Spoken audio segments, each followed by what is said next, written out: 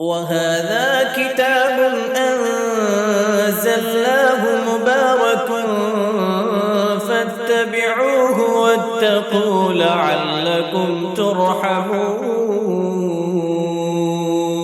بسم الله الرحمن الرحيم نحمده ونصلي ونسلم على رسوله الكريم وأشهد أن لا إله إلا الله وحده لا شريك له وأشهد أن محمدا عبده ورسوله أما بعد. آج ہم اپنی اس کلاس کے اندر سورۃ البقرہ کی آیت نمبر 62 سے جو ہے وہ پہنچے ہوئے ہیں۔ اللہ سے دعا ہے کہ اللہ تعالی ہمیں یہ جو کچھ پڑھ رہے ہیں اللہ تعالیٰ میں اسی صحیح معنی میں سمجھنے کی اور عمل کرنے کی توفیق عطا فرمائے۔ سورۃ البقرہ کو جس کو ہم نے شروع کیا ہوا ہے، اسے اللہ رب العزت نے ایک بہت بڑی جامع صورت بنا کے نازل فرمایا۔ بہت بڑی جامع صورت ہے اور بہت بڑی یعنی قرآن مجید کے میں سب سے زیادہ احکامات، سب سے زیادہ مسائل جس صورت میں بیان ہوئے ہیں وہ سورۃ البقرہ ہے۔ یہ صورت معاشی لحاظ سے بھی اور معاشرتی لحاظ سے بھی اور عقیدت کے لحاظ سے بھی بہت عظیم صورت ہے۔ یعنی عقیدہ، معاشرہ، رہن سہن، لین دین، طلاق، اور اسی طرح معاشرت، خرید و فروخت، بیع، سود، فلاں تمام احکامات سورۃ البقرہ میں بیان ہوئے ہیں۔ یہ صورت جامع صورت الف لام میم سے اس کا آغاز ہے۔ متقین کے لیے ہدایت ہے۔ متقین کون ہیں، کافر کون ہیں، منافق کون ہیں، اور پھر اللہ تعالیٰ کا پیغام ہے کہ اے لوگوں اپنے اس رب کی عبادت کرو جس نے تمہیں پیدا کیا۔ جس اللہ نے تمہیں پیدا کیا ہے اس اللہ نے تمہیں کیسے پیدا کیا ہے؟ آدم علیہ السلام کو زمین پہ خلیفہ بنا کے نازل کیا گیا۔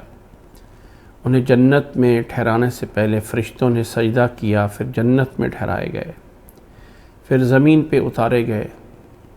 اس طرح کر کے اے انسان تو اس دنیا میں آیا ہے، اپنے رب کو پہچان جس نے تجھے ان تمام مراحل سے گزارا ہے۔ اور پھر اللہ تعالیٰ نے بنی اسرائیل کو مخاطب فرمایا، یا بنی اسرائیل اذکروا نعمتی التی انعمت علیکم، اے بنی اسرائیل کے لوگوں ذرا یاد کر لو اپنے رب کی نعمت کو۔ ویسے آگے جانے سے پہلے ایک بات میرے ذہن میں آتی ہے کہ اللہ تعالیٰ کو پتہ ہے، اللہ تعالیٰ کو قیامت تک کے حالات کا سب پتہ ہے۔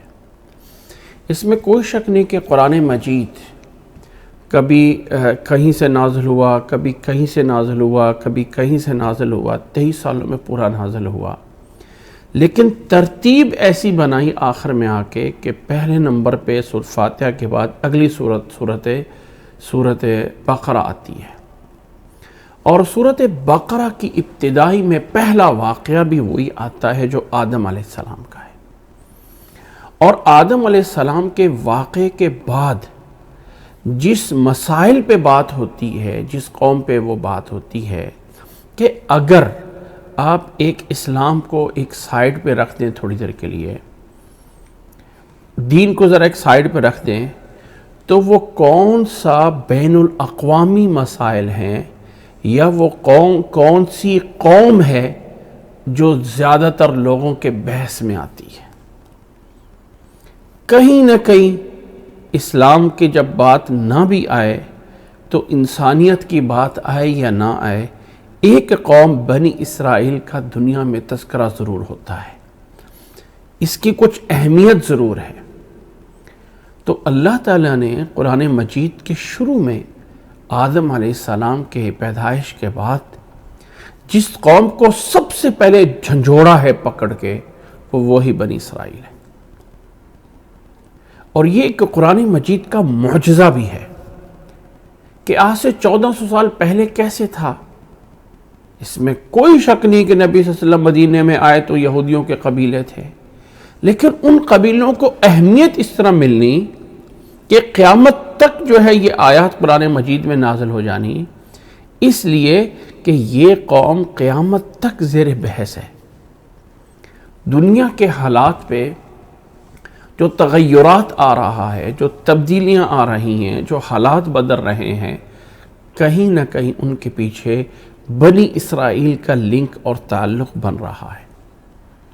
تو قرآن مجید نے آدم علیہ السلام کے بعد جس قوم کو چھیڑا، جس کا تذکرہ کرنا شروع کیا، وہ بنی اسرائیل کے لوگ تھے، اور پھر انعام سے ذکر کیا، تم پہ یہ انعام ہوا، تم پہ یہ انعام ہوا، تم پہ یہ انعام ہوا، تم پہ یہ انعام ہوا، اور ان انعامات کو گنوا کر جس سے ہمیں ایک دلالت ملتی ہے یا ایک دلیل ملتی ہے یا ایک سبق ملتا ہے کہ کسی انسان کو راہ راست پہ لانا ہونا تو ہمیشہ ڈرانے سے کام نہ شروع کیجئے، ہمیشہ ڈرانے سے کام نہ شروع کیجئے، بلکہ کام شروع کیجئے اس کو نعمتیں یاد دلا کے، تجھے یہ کس نے نعمت دی، تجھے یہ کس نے نعمت دی، تجھے یہ کس نے نعمت دی، کس کو پکارتے ہیں، کس کے آگے ہاتھ پھیلاتے ہیں۔ تو اللہ تعالیٰ نے اس انداز سے سمجھایا ہے کہ نعمتیں گنوا کر بنی اسرائیل قوم کو سمجھایا گیا۔ ان تمام نعمتوں میں فرعون سے نجات ملی، فرعون سے نجات ملنے کے بعد اللہ تعالیٰ نے دریا کو تمہارے لیے راستہ بنایا، اللہ تعالیٰ نے دریا سے راستہ نکالنے کے بعد تمہیں ایک میدان میں ٹھہرا کر وہاں من اور سلوہ جیسی نعمتیں دی، تمہیں ایک بستی میں کہا داخل ہو جاؤ، تم نے اس پہ نافرمانی کی، اللہ نے پھر بھی تمہیں معاف کیا، پانی طلب کیا تو اللہ نے تمہیں 12 چشمے دے دیے، پھر بھی نافرمانیاں کی تو اللہ تعالیٰ نے تمہارے اوپر اپنا غضب اور ذلت اور مسکنت تمہارے اوپر ڈال دی تمہارے کفر کی وجہ سے۔ لیکن پھر بھی جو لوگ ایمان لائے، جو لوگ نیک اعمال کرتے رہے، ان پر کوئی غم اور کوئی خوف نہیں ہے، ان کے لیے اجر ہے ان کے رب کے ہاں، اور ان پر کوئی غم اور خوف نہیں ہوگا۔ یہاں تک پہنچے ہیں اور یہ سلسلہ آگے چل رہا ہے، اور آگے اللہ تعالیٰ فرماتا ہے اس آیت کے بعد سورت بقرہ کی 62 آیت کے بعد اللہ تعالیٰ فرماتا ہے، اللہ اکبر، اس کو میں دوبارہ سے تلاوت کر رہا ہوں، فرمایا ان الذین آمنوا والذین ہادوا ان الذین آمنوا والذین ہادوا والنصارى والصابئین من آمن باللہ والیوم الآخر وعمل صالحا فلهم اجرهم عند ربهم ولا خوف علیہم ولا هم يحزنون۔ آگے فرمایا وَإِذْ أَخَذْنَا مِيثَاقَكُمْ وَرَفَعْنَا فَوْقَكُمُ الطُّورَ خُذُوا مَا آتَيْنَاكُمْ بِقُوَّةٍ وَاذْكُرُوا مَا فِيهِ لَعَلَّكُمْ تَتَّقُونَ ثُمَّ تَوَلَّيْتُم مِّن بَعْدِ ذَلِكَ فَلَوْلَا فَضْلُ اللَّهِ عَلَيْكُمْ وَرَحْمَتُهُ لَكُنتُم مِّنَ الْخَاسِرِينَ۔ یہ سلسلہ چل رہا ہے، دوبارہ اس آیت پہ غور کیجئے جس کو ہم نے کل پڑھا تھا۔ اللہ نے فرمایا ان الذین آمنوا، اللہ نے فرمایا ان الذین آمنوا والذین ہادوا والنصارى والصابئین من آمن باللہ والیوم الآخر وعمل صالحا فلهم اجرهم عند ربهم ولا خوف علیہم ولا هم يحزنون۔ کل ہم نے اس آیت کے بارے میں بہت کچھ جانا تھا، مزید کچھ ایک دو باتیں ہیں جو مزید میں نے اس میں ایڈ کر لی ہیں، اور باقی انشاءاللہ اس کے بعد۔ کل جو ہم نے بیان کیا تھا اس کا خلاصہ یہ ہے کہ اللہ تعالیٰ نے یہ آیت جب نازل کی ہے تو اس آیت کے متعلق جتنا اللہ کے نبی صلی اللہ علیہ وسلم کے صحابہ نے سمجھا ہے اس کو درمیان میں شامل کرنا ضروری ہے۔ حضرت سلمان فارسی اور حضرت عبداللہ بن عباس کی روایت سے ہمیں پتہ چلتا ہے کہ یہ جو آیت ہے، اس آیت میں اللہ تعالیٰ نے اس گمان کو دور کیا ہے کہ پیچھے جب بنی اسرائیل کے لوگوں پہ غضب ہونے کی بات ہوئی، ذلت ہونے کی بات ہوئی، تو ان لوگوں کو نکالنے کے لیے کہ جو ان میں سے اللہ پہ اور آخرت پہ ایمان لاتے تھے، ان کے لیے ان کے رب کے ہاں اجر ہے اور کوئی غم اور خوف نہیں ہے۔ یعنی ذلت اور رسوائی سب کے لیے نہ ہو جائے، کچھ نہ کچھ لوگوں کو وہاں سے نکال دیا جائے جو صحیح العقیدہ لوگ تھے اس دور میں، وہ جو ہے یقیناً اس ذلت اور رسوائی میں شامل نہیں تھے۔ یہ ہے ان روایات کا خلاصہ۔ اس خلاصے کو عملاً ثابت کرنے کے لیے اس آیت کو کہ کچھ توجیحات بیان کی گئی تھیں کہ بظاہر ایسے لگتا ہے کہ ان الذین آمنوا یہ ایک کلام ہے، اور والذین ہادوا والنصارى والصابئین یہ ایک الگ کلام ہے۔ یہ ان الذین آمنوا کی جو خبر ہے وہ محذوف ہے، اور آگے جو ہے وہ فَلَهُمْ أَجْرُهُمْ عِنْدَ رَبِّهِمْ وَلَا خَوْفٌ عَلَيْهِمْ وَلَا هُمْ يَحْزَنُونَ، یہ خبر اس پہ دلالت کر رہی ہے۔ اصل میں بات یہ ہے کہ جو لوگ ایمان لے آئے ان پر ان کے رب کی طرف سے اجر ہے ان کے لیے، اور غم اور خوف نہیں ہے۔ اسی طرح جو لوگ یہودی اور جو لوگ نصارہ اور جو لوگ صابی، ان میں سے بھی جو کوئی ایمان اللہ پہ اور آخرت پہ لایا، ان پر بھی کوئی غم اور خوف نہیں ہوگا۔ یہ ایک معنی ہے جو ہم نے کل کیا تھا۔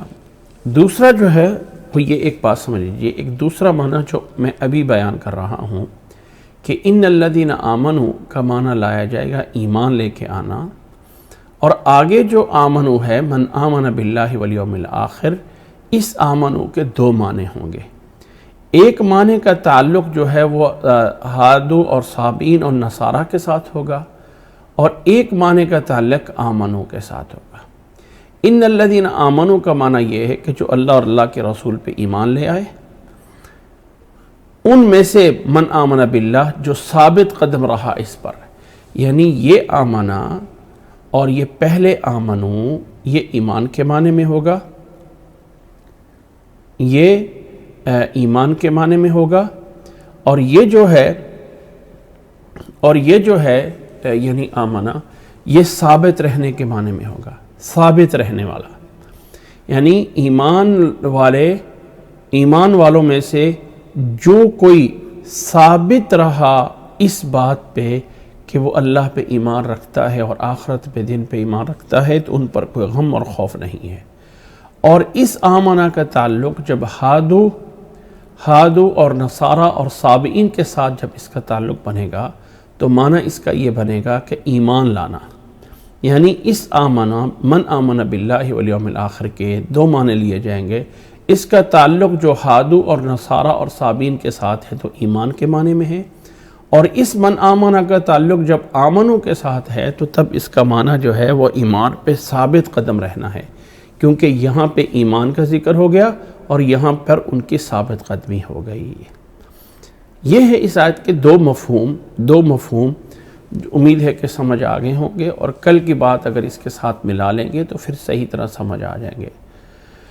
اس آیت سے جن لوگوں نے یہ کوشش کرنے کی کوشش کی ہے کہ وحدت الادیان، سارے دین ایک ہیں، اور ان کی کوشش کی گئی ہے اس آیت کو دلیل بنا کے، تو وہ صحیح نہیں ہے، کیونکہ اس آیت کے بعد حضرت عبداللہ بن عباس کی روایت ہے کہ اگلی آیت جو نازل ہوتی ہے، یعنی جو اللہ تعالیٰ اس میں فرماتے ہیں وہ یہی فرمایا ہے وَمَن يَبْتَغِ غَيْرَ الْإِسْلَامِ دِينًا فَلَن يُقْبَلَ مِنْهُ، اگر کوئی انسان اسلام کے علاوہ کسی اور دین کو چاہے گا تو اللہ تعالیٰ کے ہاں قبول نہیں ہوگا۔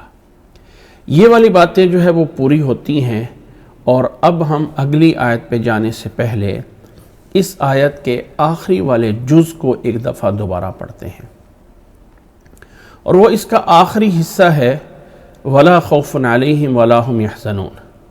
وَلَا خَوْفٌ عَلَيْهِمْ وَلَا هُمْ يَحْزَنُونَ، ویسے تو یہ عام سے الفاظ ہیں اور ان الفاظ میں کوئی بڑی بات نہیں ہے، بس اس کا معنی کیا ہے، ان الفاظ کا کیا معنی ہے کہ ان پر کوئی خوف نہیں ہے اور ان پر کوئی غم نہیں ہے۔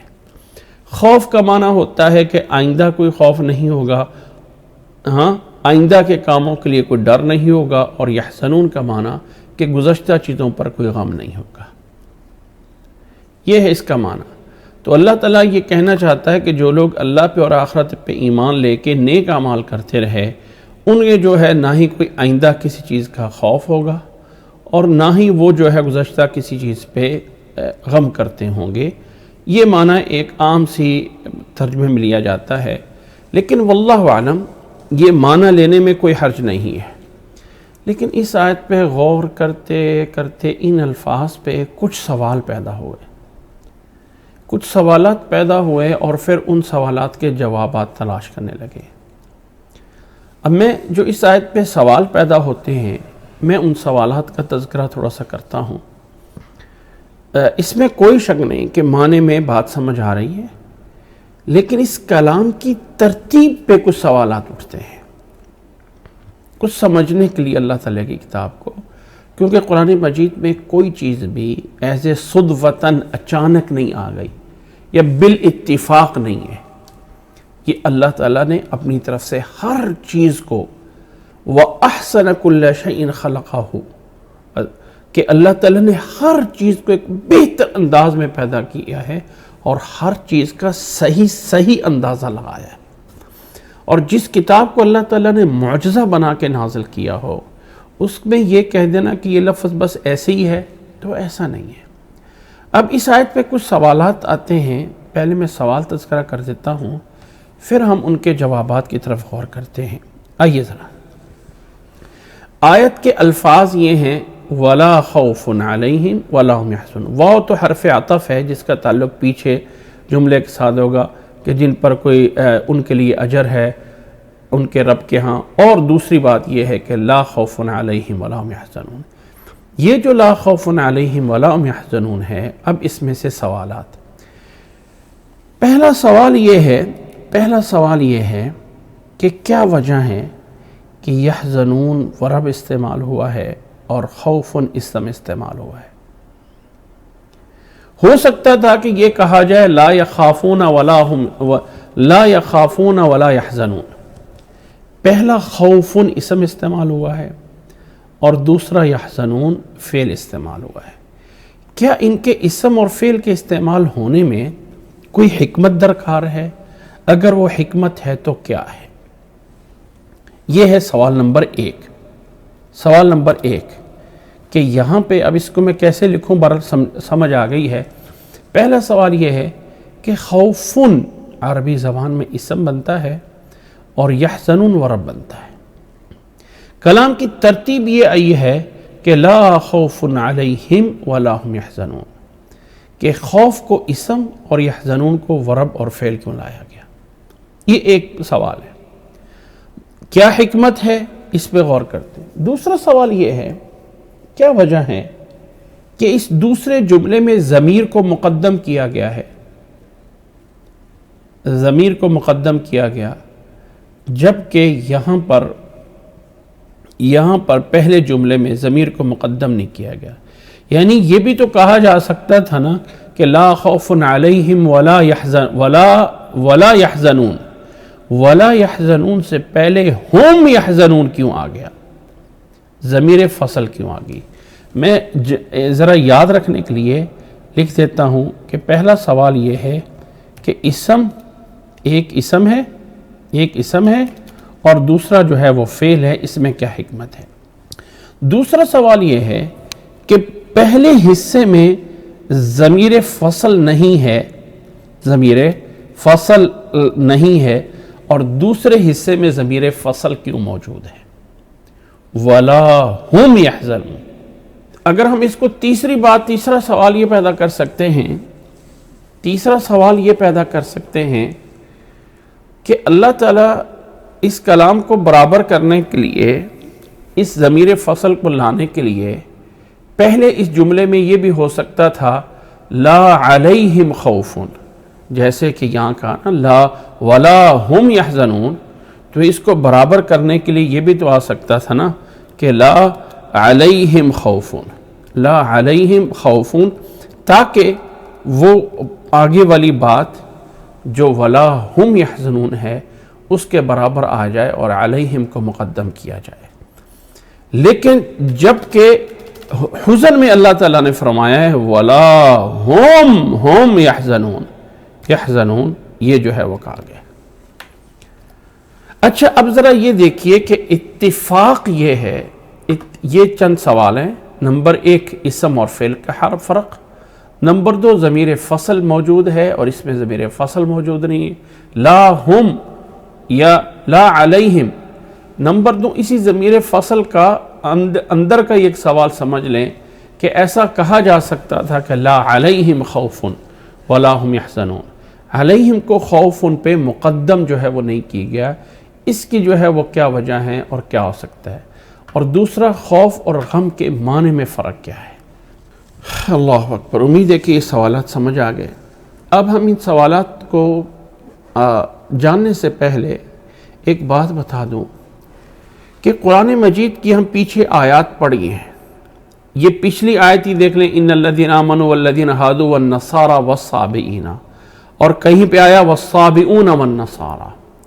پیچھے جو ہے وہ ہم نے بنی اسرائیل کی آیات پڑھی ہیں تو قرآن مجید میں دوسری جگہ جا کے کچھ نہ کچھ چینجنگ ہوتی ہے، لیکن یہ والی بات ایسے ہے قرآن مجید میں کہ پورے قرآن مجید میں سیاق ایک آتا ہے۔ ذرا یہ قرآن مجید کی آیات کو دیکھیے کہ آخر اس آیت میں قرآن مجید میں کہیں بھی تبدیلی نہیں لائی ہے۔ یہ ذرا اس کو دیکھیے، قرآن مجید نے کہیں پر بھی تبدیلی نہیں لائی ہے اس انداز کو بیان کرنے میں۔ میں اس کو تھوڑا سا چھوٹا کر رہا ہوں، امید ہے کہ اب شاید یہ آیتیں ساری کی ساری سامنے آ جائیں گی کہ یہاں پر قرآن مجید نے کہیں پر بھی اس کا جو ہے وہ والا چیز ذکر نہیں کی ہے جو کہ عموماً ہوتا ہے کہ آیت کا کچھ نہ کچھ روپ بدل جاتا ہے۔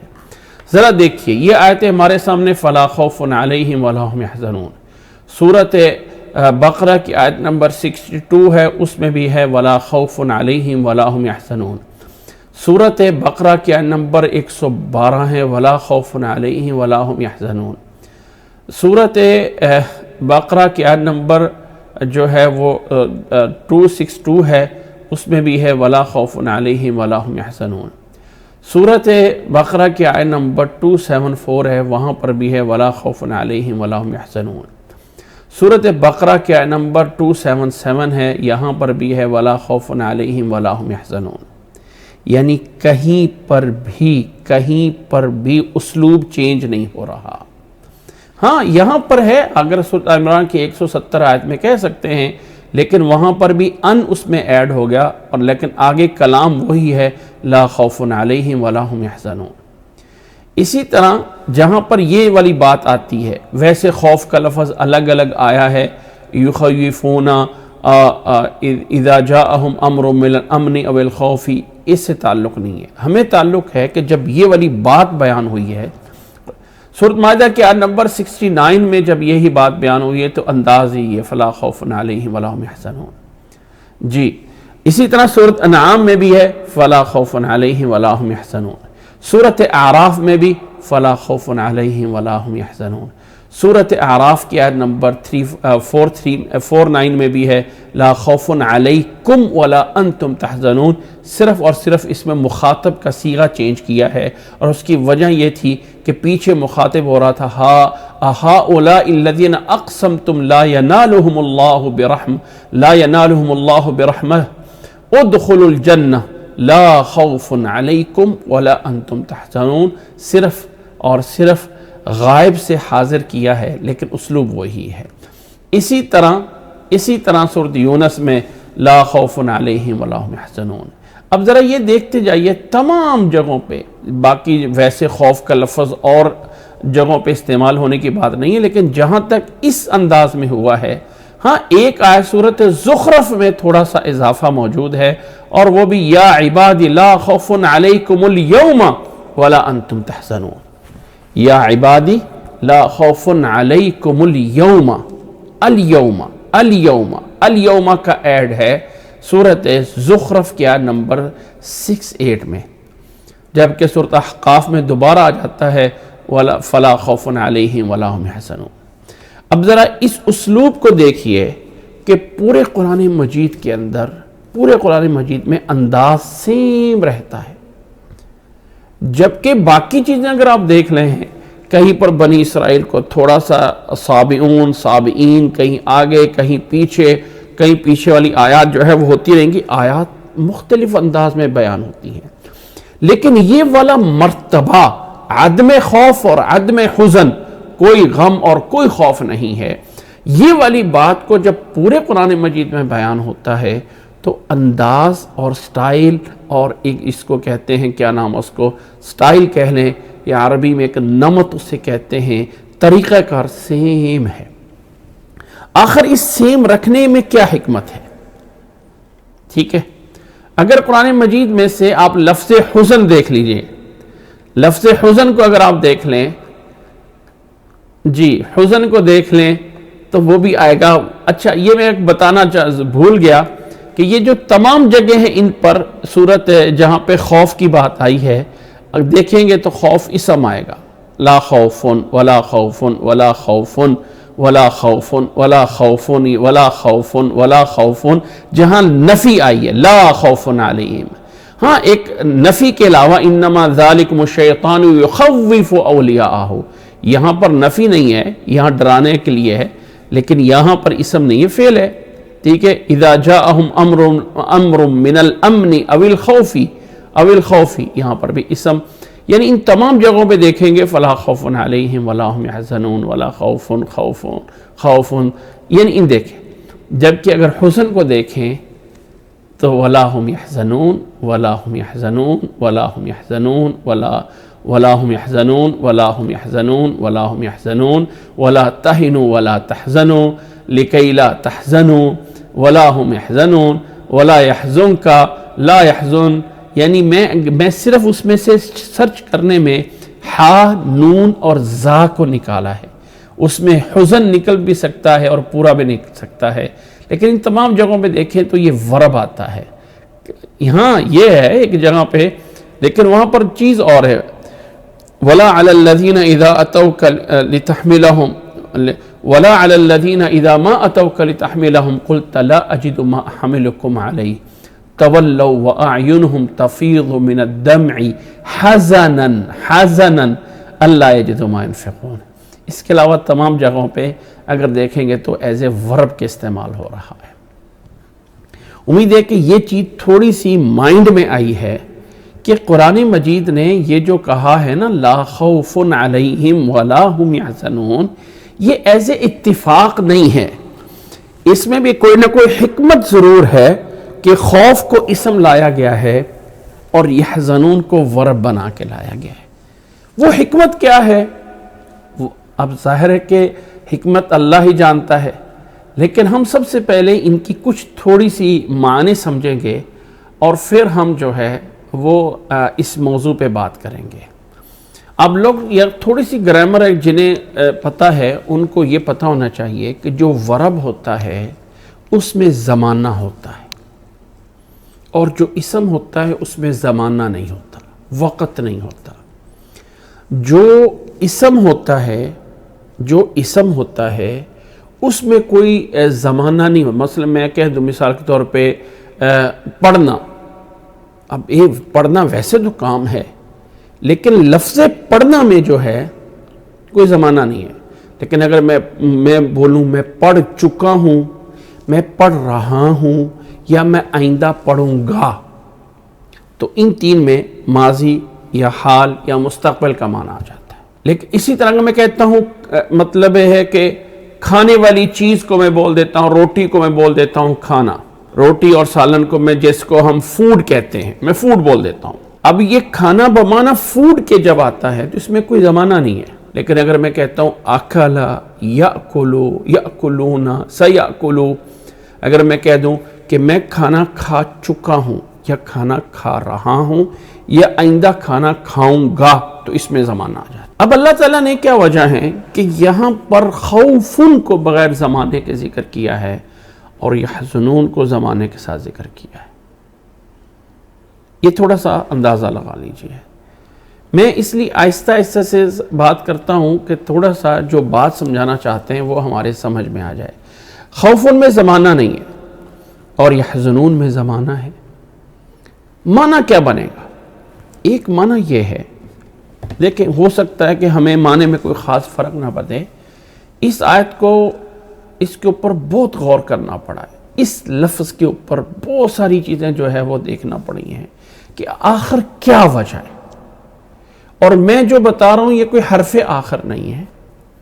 آپ مزید اس پہ اور بھی غور کر سکتے ہیں، اور اللہ تعالیٰ کے ہر کام میں کوئی نہ کوئی حکمت ہوتی ہے. یہ ہو سکتا ہے کہ تمام باقی آیات میں کہیں نہ کہیں جب سیم الفاظ آتے ہیں تو چینجنگ آتی ہے، لیکن قرآن مجید نے لا خوف علیہم ولا هم يحزنون میں کبھی جو ہے وہ چینجنگ نہیں کی، اور کبھی نہیں کہا ہے ولا هم يحزنون ولا خوف علیہم.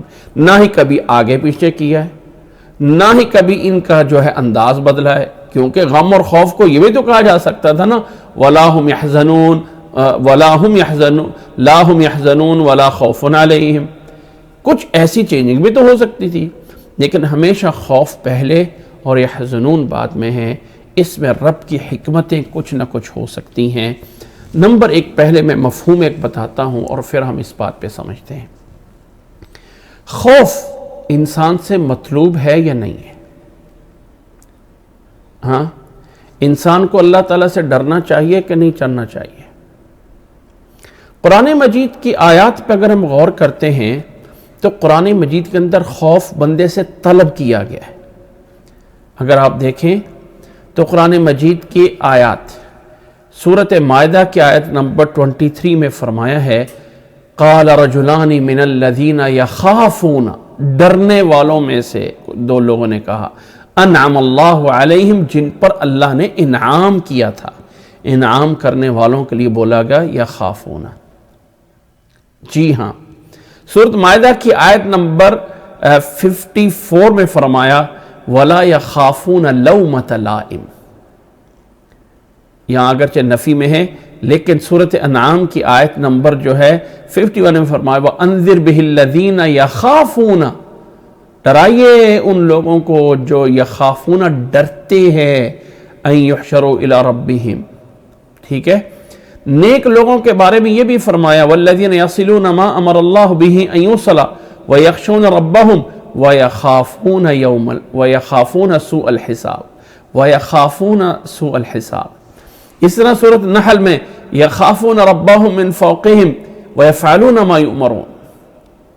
اسی طرح نیک لوگوں کے بارے میں یہ بھی اولئک الذین یدعون یبتغون الی ربہم الوسیلۃ ایہم اقرب ویرجون رحمتہ ویخافون عذابہ وَيَخَافُونَ عَذَابًا۔ سورۃ النور میں رجال لا تلہیہم تجارۃ ولا بیع عن ذکر اللہ وإقام الصلاة وإیتاء الزکاة یخافون یوما تتقلب فیہ القلوب والابصار۔ یخافون ڈرتے ہیں اس دن سے۔ ڈرنا مطلوب ہے۔ اللہ تعالیٰ نے گویا کہ کہا ہے افی قلوبہم مرض ام ارتابوا ام یخافوا ان یحیف اللہ علیہم ورسولہ۔ اللہ اکبر۔ اسی طرح سورۃ انسان یا سورۃ جس کو ہم سورۃ وہ بھی بولتے ہیں، سورۃ دہر بھی بولتے ہیں، وہاں اللہ نے فرمایا یوفون بالنذر ویخافون یوما کان شرہ مستطیرا۔ خوف طلب کیا گیا ہے اور خوف پسندیدہ چیز ہے کہ انسان کے اندر خوف ہونا چاہیے، خوف ہونا چاہیے۔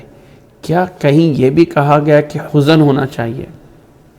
یحزنون، ہاں، کہیں حزن والی بات بھی پورے قرآن مجید میں ہے کہ حزن جو ہے وہ حزن ہونا چاہیے۔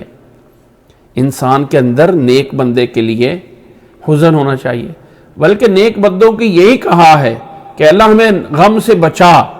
دیکھیں نا وہ جیسے آیت آتی نا حزن کی باتیں، وَقَالُوا الْحَمْدُ لِلَّهِ الَّذِي أَذْهَبَ عَنَّا الْحَزَنَ إِنَّ رَبَّنَا لَغَفُورٌ شَكُورٌ وَلَا تَحْزَنْ عَلَيْهِمْ وَلَا تَحْزَنْ عَلَيْهِمْ وَلَا يَحْزُنْكَ وَمَنْ كَفَرَ فَلَا يَحْزُنْكَ كُفْرُهُ ہاں وَلَا تَحْزَنْ وَلِتَعْلَمَ أَنَّ وَعْدَ اللَّهِ حَقٌّ، یعنی کہیں پر بھی غم کھانے کی بات نہیں ہوئی قرآن مجید میں، لیکن ڈرنے کی بات ہوئی ہے۔ ڈرنا مطلوب ہے، غم کھانا مطلوب نہیں ہے، ٹھیک ہے۔ اور جب اللہ نے نفی کی ہے تو خوف کو اسم کے ساتھ لا کے نفی کی ہے، فعل کے ساتھ لا کے نہیں نفی کی ہے، اس لیے کہ ابھی تم ڈرو، وہاں جا کے کوئی خوف نہیں ہوگا، لیکن یہاں پر ڈرنا مقصود ہے۔ وَلَا هُمْ يَحْزَنُونَ، ہاں غم نہیں ہے کہ ہم نے توبہ کر لی ہے، معافی مانگ لی، تو غم اب بھی نہ کھاؤ۔ جس کام میں داخل ہو گئے ہو نیک عمل میں، اب اس پہ غم نہ کھاؤ، ٹھیک ہے۔ اس لیے اس کو فعل کے ساتھ، اور خوف ابھی مطلوب ہے دنیا میں۔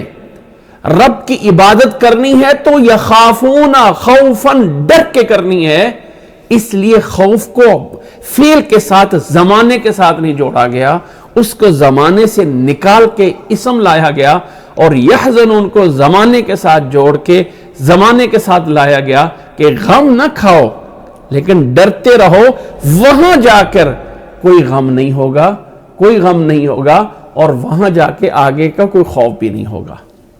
امید ہے کہ یہ بات تھوڑی سی میں نے کلیئر کرنے کی کوشش کی ہے، میں دوبارہ اس کو ایک دفعہ کلیئر کرتا ہوں کہ اللہ تعالیٰ نے خوف کا اسم لایا ہے اور حزن کا فعل لایا ہے، اور اس حزن اور فعل خوف کو پورے قرآن مجید میں انداز ایک ہی رکھا ہے، لا خوف ولا هم يحزنون، لا خوف ولا هم يحزنون، لا خوف ولا هم يحزنون۔ ہو سکتا ہے کہ اس میں حکمت کیا ہے، اس لیے کہ پورے قرآن مجید کی آیات اور دیکھو تو خوف بندے سے طلب کیا گیا کہ اب ڈرتے رہو، ڈرنا موجود ہونا چاہیے بندے میں، تو جتنا ڈرتا ہوگا اتنا اپنے رب کے زیادہ قریب ہو رہا ہوگا۔ تو اس لیے وقت میں اس کی نفی نہیں ہے، اس لیے اس کا فعل بھی وہ استعمال کیا گیا کہ کہیں اس کو جو ہے فل فارم میں کوئی نفی نہ کر دے۔ یعنی کوئی انسان کہہ سکتا کہ لا یخافون لا یخافون کا اگر معنی کر دیا جاتا تو اس کا مطلب یہ کہ ٹھیک ہے وہ بالکل ہی نہ ڈریں، یہ نہیں کہا گیا۔ یہ اس خوف کو زمانے سے نکال کے لایا گیا تاکہ اس کا مخصوص زمانہ رکھا جائے، وقتی طور والا زمانہ نہ لایا جائے۔ یحزنون کا جب انسان توبہ کر لیتا ہے، رب میں داخل ہوتا ہے، تو وہ تو اچھی بات ہوتی ہے۔ غم کس چیز کا ہے؟ وہ یہاں پر بھی نہیں کرنا ہے اور وہاں پر بھی نہیں کرنا ہے، لیکن خوف یہاں پر کرنا ہے، وہاں پہ نہیں کرنا ہے۔ دیکھیں یہ تھوڑی سی بات میں کلیئر کرنا چاہتا ہوں دوبارہ سے، کہ اس طرح کی باتوں کو سمجھانے کا مقصد یہ ہے کہ قرآن مجید کے جو الفاظ ہیں نا، یہ بھی معجزہ ہیں۔ قرآن مجید کے الفاظ بھی معجزہ ہیں، قرآن مجید کے کلمات بھی معجزہ ہیں، اور قرآن مجید کے جمل اور ترتیب بھی معجزہ ہے۔ کوئی کلام اس طرح کا نہیں لایا گیا، اور اللہ تعالیٰ نے یہ تمام چیزیں ایسے اچانک نہیں ہو گئی ہیں، بلکہ اللہ تعالیٰ کی طرف سے پوری تدبیر کے ساتھ، اور ہر چیز کو اللہ تعالیٰ نے صحیح تدبیر کے ساتھ بنایا ہے، اور اللہ تعالیٰ کا یہ کلام معجزہ ہے، تو ہر چیز ترتیب سے بنی ہے۔ اس لیے اللہ تعالیٰ کے اس کلام میں تدبیر، اللہ تعالیٰ کے اس کلام میں ذرا غور و فکر کرنا اور ان چیزوں کو ہائی لائٹ کرنا، مقصد قرآن مجید میں اس حکم کو پورا کرنا ہے جس میں اللہ نے کہا ہے افلا یتدبرون القرآن، قرآن مجید پہ کیوں غور فکر نہیں کرتے ہو؟ اس لیے اس غور و فکر، یعنی اس کا یہ ایک ایک حرف پہ جب ہم بار بار پڑھ رہے ہیں لا خوف علیہم ولا هم يحزنون، تو اللہ تعالیٰ ایک حرف پہ 10 نیکیاں دے رہا ہے، اور جو ہم اس پہ تدبر کر رہے ہیں وہ ہمیں ایکسٹرا اجر مل رہا ہے۔ اور جب ہم اللہ تعالیٰ کے اس عجائب اور غرائب کو سمجھ رہے ہیں کہ باتوں کے اندر اور باتیں کہاں سے پنہا ہو جاتی ہیں، تو انسان کا ایمان اور بڑھ جاتا ہے۔ اس لیے یاد رکھ لیں کہ لا خوف علیہم کو اسم لایا گیا ہے اور ولا هم يحزنون کو فعل لایا گیا ہے، اس لیے کہ وقتی طور میں، وقت میں انسان سے ڈرنا مطلوب ہے۔ اللہ تعالیٰ نے بار بار کہا ہے قرآن مجید میں ڈرو ڈرو ڈرو، لیکن یہ نہیں کہا ہے کہ غم کھاؤ غم کھاؤ غم کھاؤ، یہ تو نہیں کہا ہے۔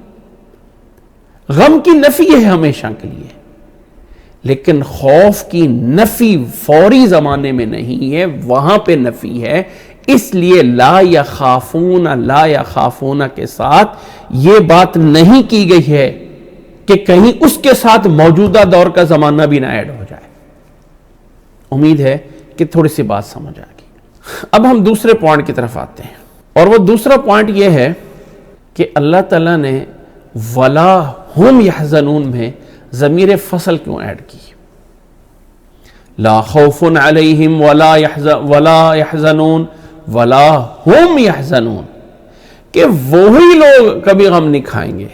اور پھر ترتیب پورے قرآن مجید میں سیم ہے، ہر جگہ پہ ولا هم يحزنون ولا هم يحزنون ولا هم يحزنون ولا هم يحزنون، ترتیب سب جگہوں سے میں کہیں نہیں ولا يحزن کہیں نہیں آیا۔ یہاں پر کیا چیز ہے کہ اللہ تعالیٰ کیا چیز بتانا چاہتا ہے؟ تو یہاں پہ نوٹ کر لیں کہ سب سے پہلے تو حزن کا معنی جانیں۔ حزن کا معنی ہے افسوس کرنا، اور عربی میں جب حزن بولا جائے کہ فلان یحزن، اچھا میں پہلے اس کو اردو میں وضاحت کرتا ہوں جی. افسوس، لفظ افسوس، اگر ہم صرف لفظ افسوس بولیں تو افسوس نہیں، وہ افسوس کرتے ہیں، نہیں افسوس کرتے ہیں.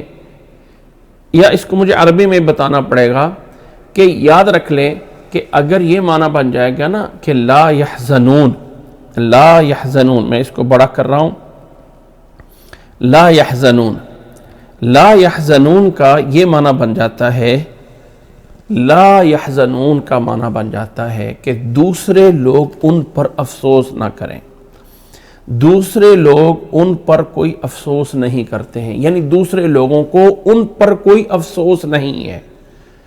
لا یحزنون، دوسرے لوگ ان کو افسوس والا نہ سمجھیں. ہاں ہم آپ جیسے کہتے ہیں نا بہت افسوس ہوا ہے آپ پہ، ہم اردو میں بھی کہتے ہیں بہت افسوس ہے آپ پہ، آپ کا یہ والا کام ہو گیا ہے.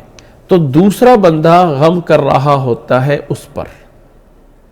یہاں پر اس معنی کی نفی کرنے کے لیے کہ یہاں دوسروں کا ان پہ غم مطلوب نہیں ہے بلکہ ان کا اپنا غم مطلوب ہے، اس لیے ہم ضمیر فاصلے لائی گئی تاکہ ایک ہوتا ہے ایک بندہ دوسرے پہ افسوس کرتا ہے اور ایک بندہ خود اپنا افسوس کرتا ہے. تو اپنا افسوس اور دوسروں کا اس پہ افسوس کرنا یہ دو الگ الگ چیزیں، یعنی بندہ افسوس کے قابل خود ہونا کہ لوگ مجھ پر آ کے افسوس کریں، اور ایک میں ہوں جو خود افسوس والا کر رہا ہوں. دونوں میں فرق ہے تھوڑا سا کہ کسی کے ہاں کوئی فوتگی ہو جائے، یہ بات میں یہ کہنا جائز ہے یا ناجائز ہے میں اس کی طرف نہیں جا رہا ہوں، لیکن ایک الفاظ کو بتا رہا ہوں. تو ہم کہتے ہیں بہت افسوس ہوا ہے آپ پہ، بہت افسوس ہوا ہے آپ پہ، تو ہم غم کھا رہے ہیں اس پہ، اس لفظ میں.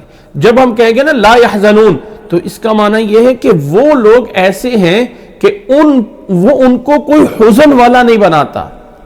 یہ معنی آ رہا تھا، یعنی یحزنون ایک ایسا ورب ہے جس ورب کے دو معنی ہیں، ایک ہے خود غم کرنا اور ایک ہے خود غم زدہ ہونا.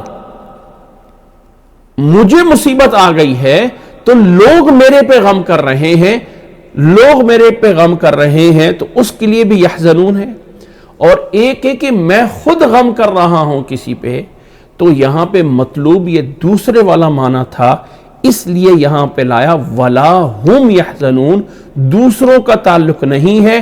یہاں پہ گویا کہ نفی کی گئی ہے اور بتایا یہ گیا ہے کہ لا ہم یحزنون، لا ہم یحزنون یعنی دوسروں کے علاوہ، یعنی لا ہم یحزنون فقط، یہ افسوس نہیں کریں گے. دوسرے افسوس کریں یا نہ کریں اس سے ان کا کوئی غرض نہیں ہے. قیامت والدین ایسا بھی ہو سکتا ہے کہ کچھ لوگ جو ہے وہ جنت میں جہنم میں جا رہے ہوں گے اور دوسرے لوگ ان پر افسوس کر رہے ہوں گے، دوسرے لوگ ان پر افسوس کر رہے ہوں گے. تو یہ مقصود وہ نہیں ہے، یہاں پر وہ والا افسوس مقصود ہے جو وہ خود جو ہے وہ نہیں کریں گے.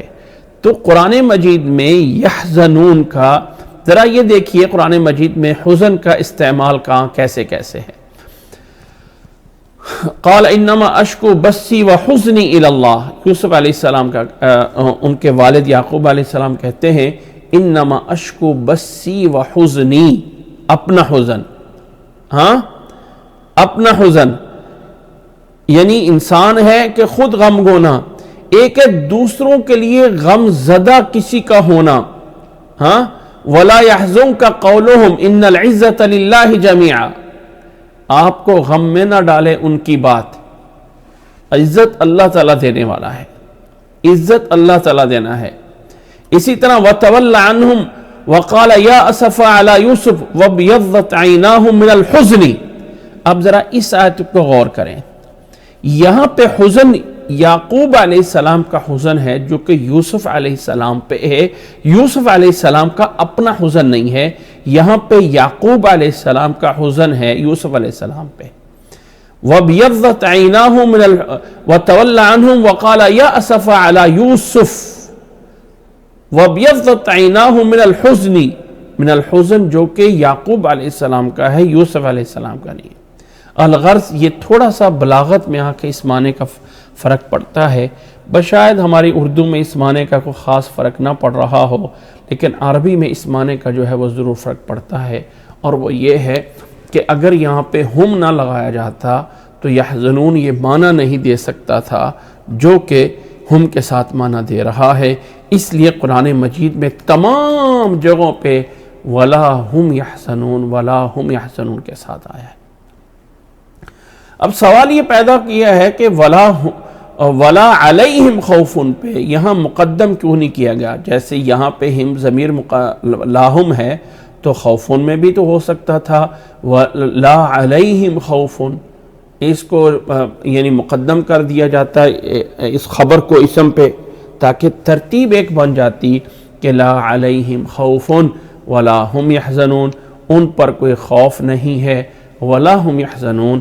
اگر یہ علیہم آگے کر دیا جاتا تو یہاں پر بھی معنی بدل جانا تھا، معنی بدل جانا تھا، اور معنی یہ ہو جانا تھا کہ لا علیہم خوفن کا معنی یہ بن جانا تھا کہ لا علیہم خوفن تب بولا جاتا ہے جب یہ کہنا چاہ رہے ہوں کہ لا علیہم خوفن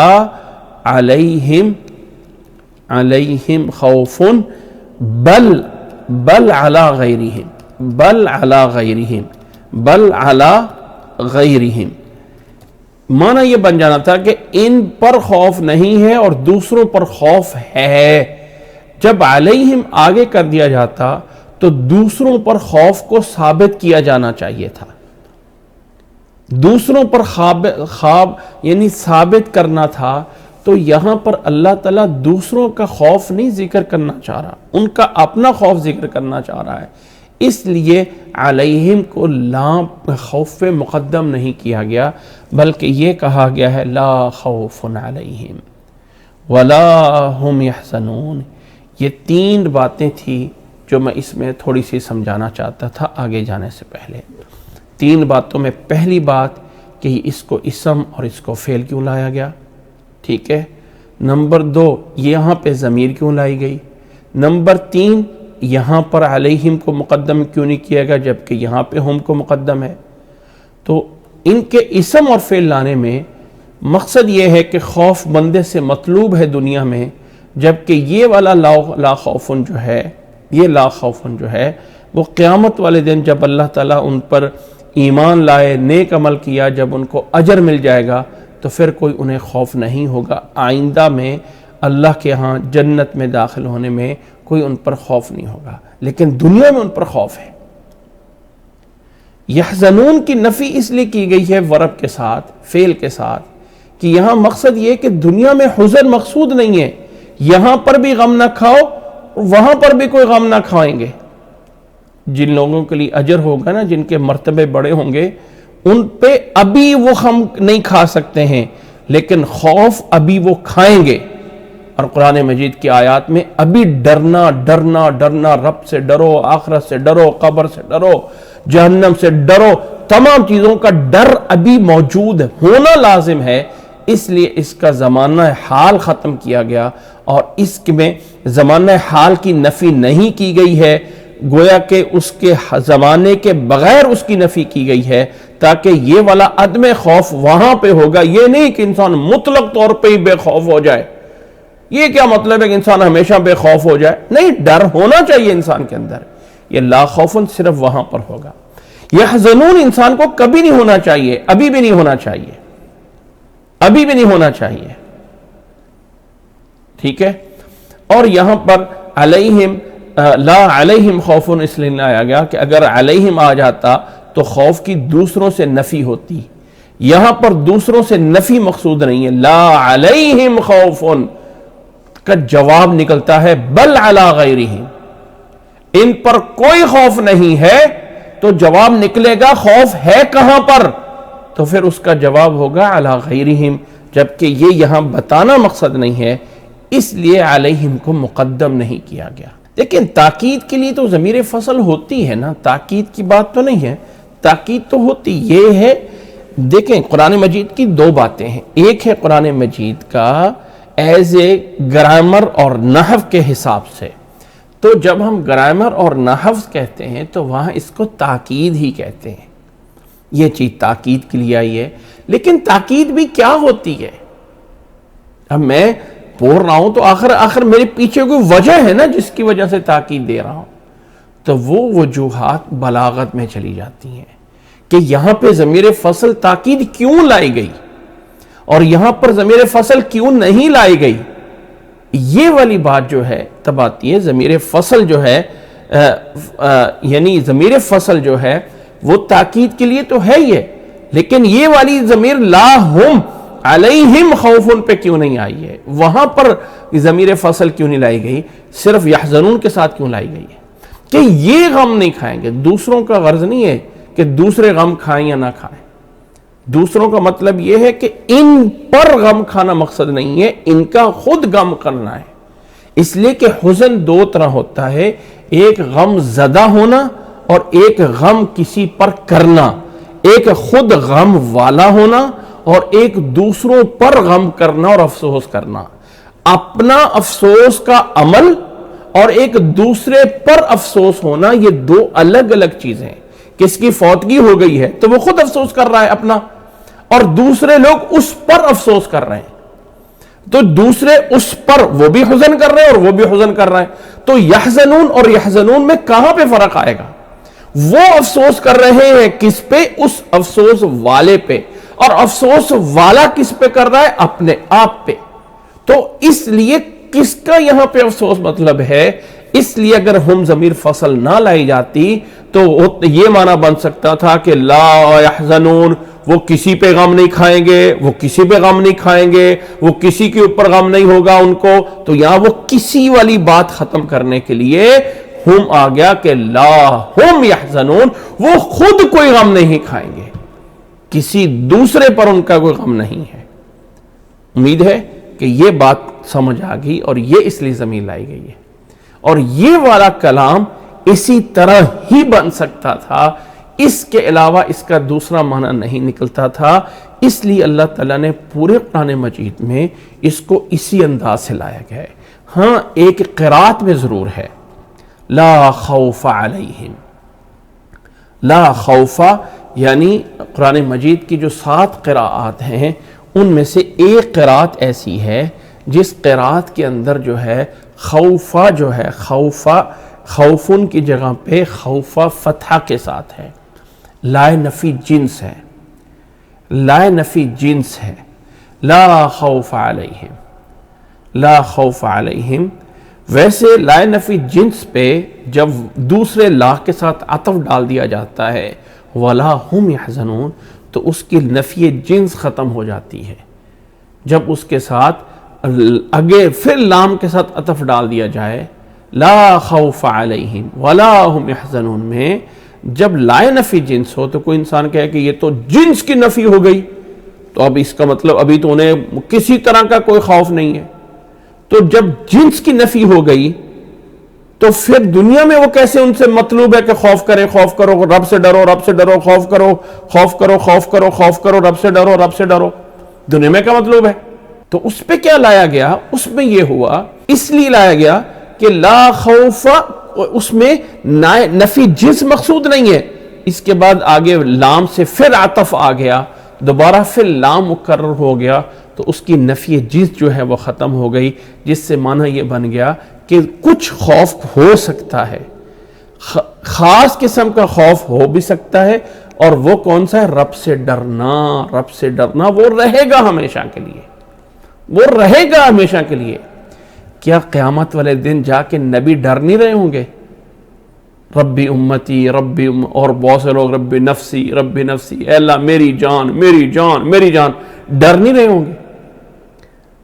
تو وہ کون سا خوف ہے جس کی نفی ہوگی؟ وہ کس وقت کا خوف ہے؟ اس لیے اس خوف کو مخصوص کیا جائے گا اس خوف کے ساتھ زمانہ سے نکال کے, کہ یہاں پہ خوف سے مراد وہ والا خوف لیا جائے گا جو جنت میں جا کے ہوگا. لائے نفی جنس کے ساتھ نہیں لایا گیا, بلکہ اس کو جو ہے وہ لائے نفی کے ساتھ لایا گیا, اور جس قراءت میں لا نفی جنس کے ساتھ ہے اس میں آگے والا لا ولا خوف علیہم ولا ہم یحزنون کو کیا گیا ہے۔ اب آخری بات، کیا وجہ ہے کہ ہمیشہ خوف پہلے غم بعد میں؟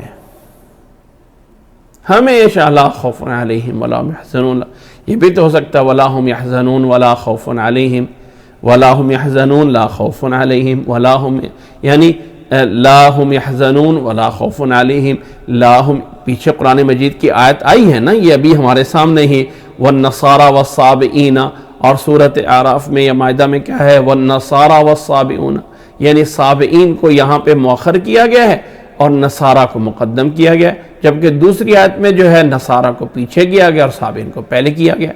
یہاں پر بھی تو ہو سکتا تھا کسی جگہ پہ قرآن مجید میں کہ آ جائے اور اس طرح کر کے آیت آ جائے اور آیت کا انداز یہ ہو کہ لا خوف علیہم کو پیچھے آخر میں لگا دیا جائے اور یہ بن جائے، اور عبارت یوں بن جائے کہ ولا ہم یحزنون ولا خوف علیہم۔ کیا وجہ ہے؟ ویسے تو یاد رکھ لیں یہ بات کتنی دفعہ گائی ہے کہ واو جو جمع کے لیے ہوتی ہے اس میں آگے یا پیچھے کی کوئی ترتیب مفہوم میں نہیں ہوتی ہے، لیکن کلام کے سیاق میں، کلام کے اس انداز میں آگے پیچھے ہونا ویلیو رکھتا ہوتا ہے۔ عیسیٰ علیہ السلام کے لیے اللہ تعالیٰ نے کہا ہے نا، اللہ تعالیٰ نے کہ انی متوفیک ورافعک الیہ، اے عیسیٰ میں تجھے فوت کرنے والا ہوں اور تجھے اٹھانے والا ہوں۔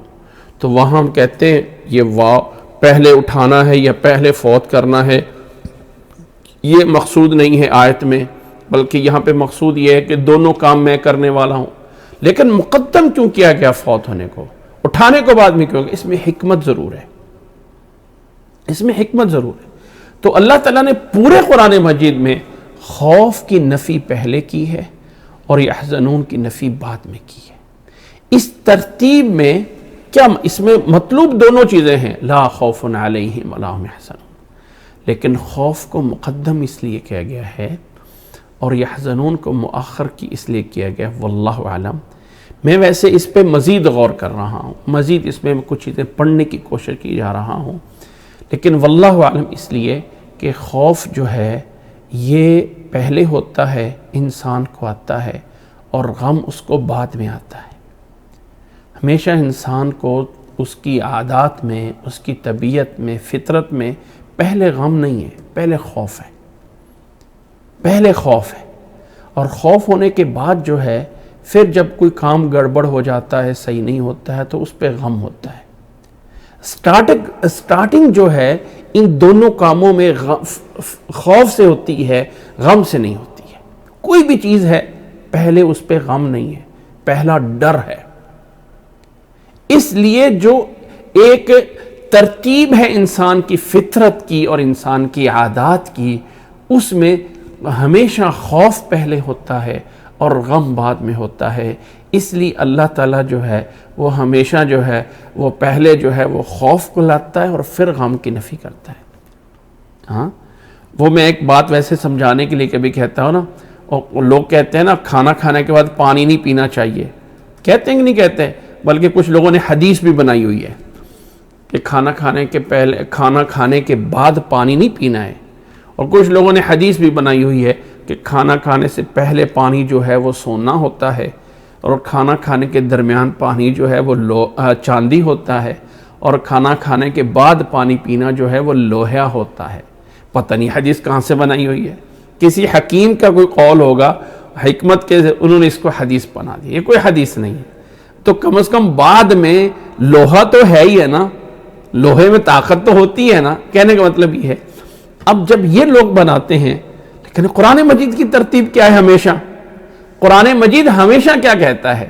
ہمیشہ کہتا ہے کلو وشربو، کلو وشربو۔ بھئی وشربو اور کلو کیوں نہیں آتا ہے؟ پہلی آتا ہے کھاؤ اور پیو، کھاؤ اور پیو، یہ کیوں نہیں آتا پیو اور کھاؤ؟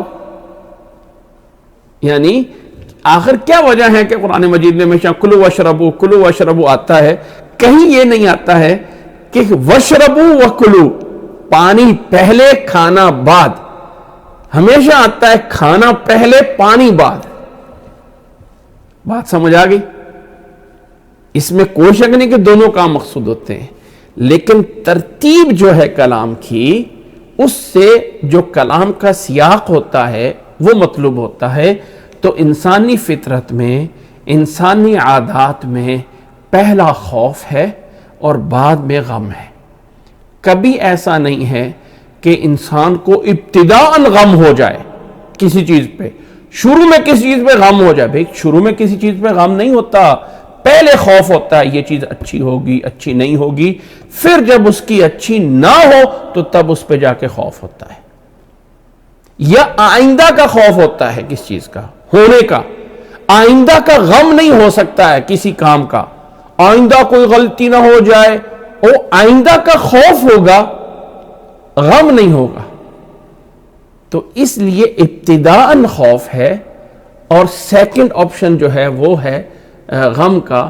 اس لیے اللہ تعالیٰ نے اس ترتیب کو ملحوظ رکھا ہے، وَلَا خَوْفٌ عَلَيْهِمْ وَلَا هُمْ يَحْزَنُونَ، جیسے کہ کلو وشربو، کھانا کھاتے ہیں اور پھر پانی پیتے ہیں تاکہ وہ کھانا نیچے چلا جائے، تو ترتیب کو ایک فطرت رکھی گئی ہے۔ واللہ عالم، میں یہ نہیں ہے کہ میں کسی حکیم کی بات کو رد کر رہا ہوں، لیکن میں ویسے کہتا ہوں کہ یار پانی کا مزہ ہی نہیں آتا جب تک کہ کھانے کے بعد پانی نہ پیئیں، سکون ہی نہیں آتا جب تک کے بعد پانی نہ پیئیں۔ تو جب کھانے کے بعد پانی پی لیتے ہیں تو اب تسلی ہو جاتی ہے کہ کھانا کھا لیا ہے، کھانا مکمل ہو گیا ہے۔ بہرحال یہ ایک بات ایسے مذاق سمجھ لیں یا مزاح سمجھ لیں، ایسا میرا کوئی حدیث سے ثابت کرنا نہیں ہے یا قرآن مجید سے یہ بات ثابت کرنا مقصد نہیں ہے، لیکن ایک انداز بتانے کا مقصد ہے کہ ایک کچھ کام فطرت کے اور عادتاً ہوتے ہیں، قرآن مجید نے ان کا بھی لحاظ رکھا ہے، اس لیے خوف کی پہلے نفی کی ہے اور غم کی بعد میں نفی کی ہے۔ امید ہے کہ یہ بات بھی سمجھ آ گئی ہوگی۔ اللہ مجھے اور آپ کو عمل کرنے کی توفیق عطا فرمائے۔ وآخر دعوانا ان الحمد للہ رب العالمین۔